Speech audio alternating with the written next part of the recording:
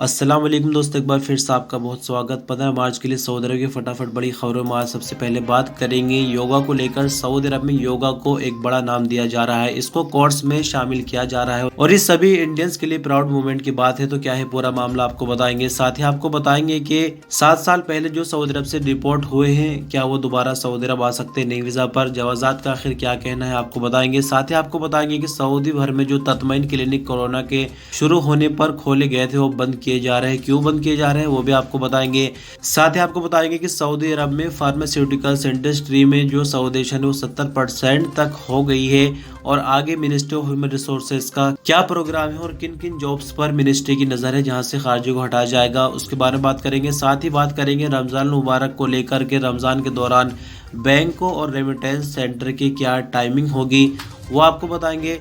इसी के साथ आपको बताएंगे कि चेकिंग कार्रवाई जो सऊदी अरब में हो रही है 16 फरवरी के बाद, उसको लेकर अपडेट निकल कर आ रही है कि चेकिंग अभी भी चल रही है, कहां कहां कार्रवाई हुई है और आगे क्या है इसका प्रोग्राम आपको बताएंगे।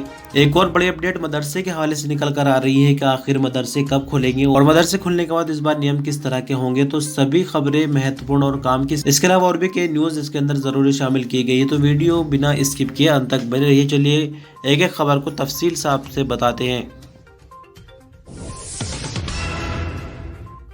सऊदी अरब में योगा कमेटी की प्रेसिडेंट नौफल मरवी ने कहा कि योगा को जल्द ही बतौर खेल सऊदी अरब के स्कूलों में पेश किया जाएगा।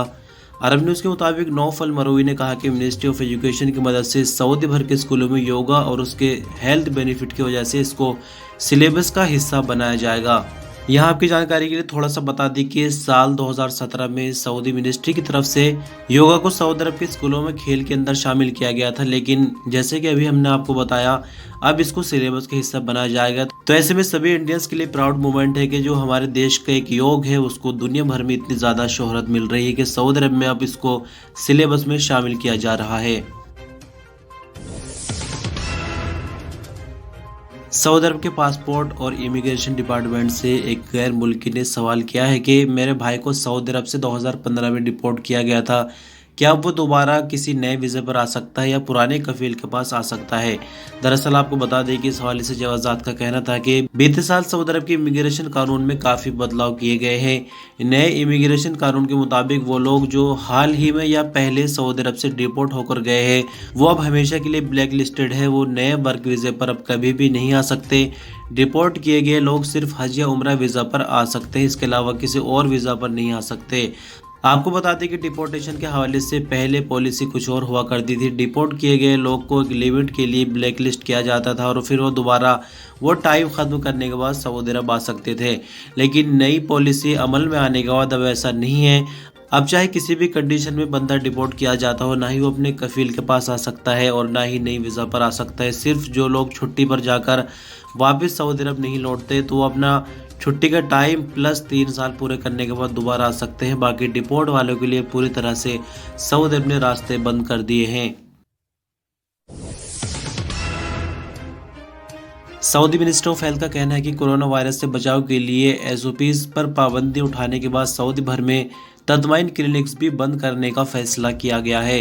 हेल्थ मिनिस्ट्री के मुताबिक इन क्लिनिक्स को अपनी पुरानी पोजीशन में रख दिया गया है, अब वो हेल्थ केयर सेंटर के तौर पर काम करेंगे।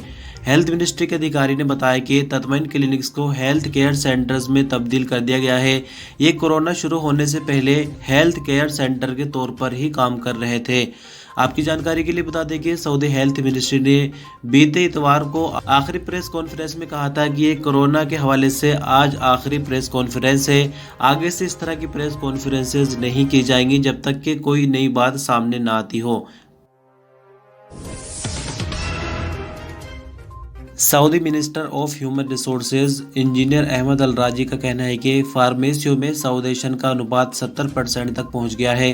उन्होंने आगे कहा कि मिनिस्ट्री ने सऊदी फार्मासिस्ट की कम से कम सैलरी 9,000 रियाल फिक्स कर रखी है। उन्होंने आगे कहा कि फार्मेसियों में सऊदेशन का रेशियो बढ़ाने के लिए काम कर रहे हैं। उन्होंने आगे बताया कि सऊदी लेबर मार्केट में लेडीज फार्मासिस्ट का अनुपात भी 22% से बढ़कर 23 हो गया है। उन्होंने आगे कहा कि खादिम हरमैन शरीफैन स्कॉलरशिप प्रोग्राम का सबसे पहला टारगेट 70,000 नौजवान है। लेबर मार्केट में इस वक्त 20 लाख सऊदी मर्द और औरतें काम कर रही है। स्कॉलरशिप प्रोग्राम का मकसद सऊदी अरब की लेबर मार्केट में और ज्यादा बेहतर सऊदी एक्सपर्ट को भेजना है। सऊदी अरब के सेंट्रल बैंक ने रमजान मुबारक के दौरान सभी बैंक और रेमिटेंस सेंटर का टाइम टेबल जारी कर दिया है। सबक वेब न्यूज के मुताबिक सामा का कहना है कि रमजान मुबारक के दौरान सभी बैंक सुबह 10 बजे से शाम 4 बजे यानी असर तक काम करेंगे। तो जैसे कि रमजान मुबारक के दौरान बैंक 10 से 4 तक खुलेंगे, यानी सिर्फ 6 घंटे की ड्यूटी बैंकों में ली जाएगी। लेकिन दूसरी तरफ अगर हम बात करते हैं रेमिटेंस सेंटर की, तो इनकी टाइमिंग कुछ इस तरह से हो गई है। सुबह 9 बजे खुलेंगे और शाम 5 बजे तक लोगों के लिए खुले रहेंगे। सामान आगे कहा कि सभी बैंकों और रेमिटेंस सेंटर में ईद उल फितर की छुट्टी जुमेरात 28 अप्रैल की ड्यूटी खत्म होने के बाद शुरू हो जाएगी। सभी बैंक और रेमिटेंस सेंटर में ईद की छुट्टी के बाद इतवार 8 मई को दोबारा से बैंक और रेमिटेंस सेंटर खुल जाएंगे। सामा ने ईद उल अजहा की छुट्टी के बारे में भी कहा है। सामा का कहना है कि बुधवार 6 जुलाई को ड्यूटी खत्म होने के बाद सभी बैंक और रेमिटेंस सेंटर बंद हो जाएंगे। ईद उल अजहा की छुट्टी के बाद सभी बैंक 13 जुलाई को फिर दोबारा खुल जाएंगे। सऊदी अरब की ज़कात टैक्स और कस्टम अथॉरिटी के तहत इंस्पेक्टर्स ने बीते हफ्ते सऊदी भर में मार्केट और शॉपिंग मॉल पर 1300 से ज़्यादा चेकिंग का रवैया की है। अथॉरिटी के इंस्पेक्टर्स 20 से ज़्यादा सरकारी विभागों की मदद से सऊदी अरब के अंदर इलीगल कारोबार को पकड़ने के लिए मुहिम चला रहे हैं। सऊदी भर में चेकिंग का रवैया अभी भी जारी है। सऊदी अरब की सरकारी एजेंसी एसपीए के मुताबिक अथॉरिटी ने अपने बयान में कहा कि सऊदियों के नाम से गैर मुल्कियों के कई तरह के कारोबार को पकड़ना हमारा टारगेट है। गाड़ियों के स्पेयर पार्ट्स बेचने वाली दुकानों, खाने पीने की चीजें की बेचने वाली दुकानों, पेट्रोल, गैस और हेल्थ विभागों पर खासकर तवज्जो दी जा रही है। सऊदी अरब के ज्यादातर इलाकों में चेकिंग कार्रवाई की जा रही है, जबकि बीते हफ्ते Riyadh, Al Sharqiya, Makkah Mukarramah, Madinah Munawwarah, Qassim, Jazan, Tabuk, Asir, Hail, northern border region और बाहर रीजनों में कार्रवाइयाँ की गई है। बयान में आगे कहा गया कि रियाज रीजन के इलाकों में सबसे ज्यादा 126 छापे मारे गए हैं। अथॉरिटी ने बताया कि चेकिंग कार्रवाइयों के नतीजे में 88 मामले पकड़े गए हैं जिन पर काम किया जा रहा है। सऊदी मिनिस्ट्री ऑफ एजुकेशन की तरफ से खबर निकल कर आ रही है। दरअसल आपको बता दें कि नए सेमेस्टर के लिए मिनिस्ट्री ऑफ एजुकेशन ने गाइड बुक जारी कर दी है। गाइड बुक में कुछ नए नियम कोरोना को लेकर बताए गए हैं, लेकिन यहाँ आपको बता दें कि जो मदरसे अब खुलने जा रहे हैं छुट्टियों के बाद, वो 20 मार्च से खुल जाएंगे। और जैसे कि हमने आपको बीते दिन भी बताया था, इस खबर के मुताबिक भी यही खबर निकल कर आ रही है कि ऑनलाइन सिस्टम खत्म हो गया है। जैसे कि कोरोना पूरी तरह से कंट्रोल में है, तो अब 20 मार्च से जो मदरसे खुल रहे हैं उसमें ऑफलाइन पढ़ाई होगी। ऑनलाइन वाला सिस्टम खत्म हो गया है। साथ ही जो बच्चों के ग्रुप बनाए जाते थे वो भी अब खत्म हो गए हैं।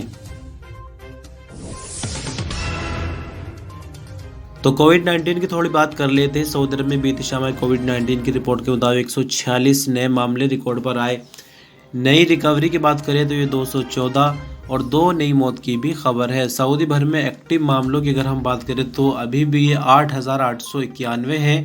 साथ ही 146 नए मामले रिकॉर्ड आने के बाद कुल के सऊदी भर में अब तक 7,48,915 हो जाते हैं।